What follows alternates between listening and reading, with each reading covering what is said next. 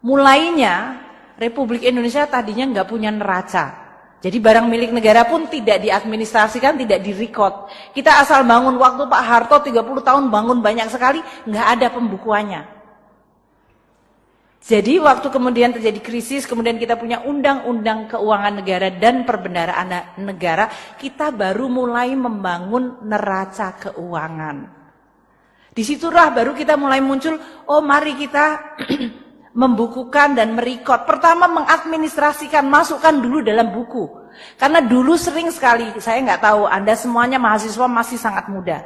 Kalau zaman kami sebagai baby boomer, saya sering sekali ada universitas bangun perumahan dosen.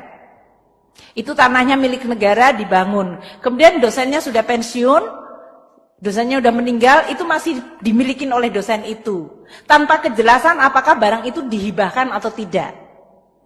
Sehingga di universitas masih masuk dalam pembukaan universitas, tapi sebetulnya ini sudah dipakai oleh dosen dan anak cucunya.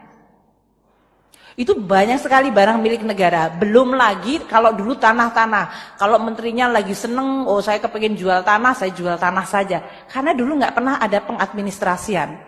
Sehingga banyak sekali Republik itu kehilangan cukup banyak aset-aset strategis. Salah satu contoh yang barangkali Anda semua lihat adalah Kompleks Senayan Gelora Bung Karno. Dulu Presiden Soekarno itu membangun seluruh kompleks itu sampai dengan Manggalawana Bakti TVRI sampai kepada Hotel Hilton, semuanya itu termasuk Hotel Mulia. Itu semuanya sampai ke Plaza Senayan, kalau Anda pergi ke Jakarta pasti pergi ke sana. Itu semuanya adalah semua kompleks milik negara, Kemayoran. Karena tidak pernah dibukukan, suatu saat terjadi tadi kerjasama, tiba-tiba swasta sudah punya title. Sehingga waktu kami memulai membuat pembukuan, Hotel Hilton itu sudah tidak ada di dalam title-nya. Kita hilang. Yang sekarang jadi Hotel Sultan. Hotel Mulia itu kita harus fight banyak sekali untuk bisa bahwa title-nya tetap punya pemerintah, tapi kerjasamanya boleh swasta. We are losing quite a lot of significant position, lokasi, hanya karena dulu Republik ini nggak punya buku, nggak punya neraca. Jadi anda semuanya yang masih baru-baru ini ya, masih muda-muda sekali.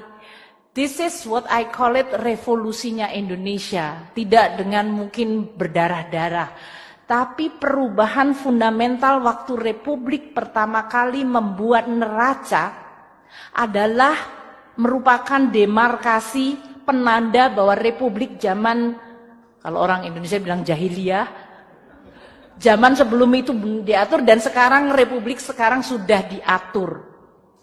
Apakah gampang? Sangat tidak gampang. Dan saya adalah Menteri Keuangan yang pertama kali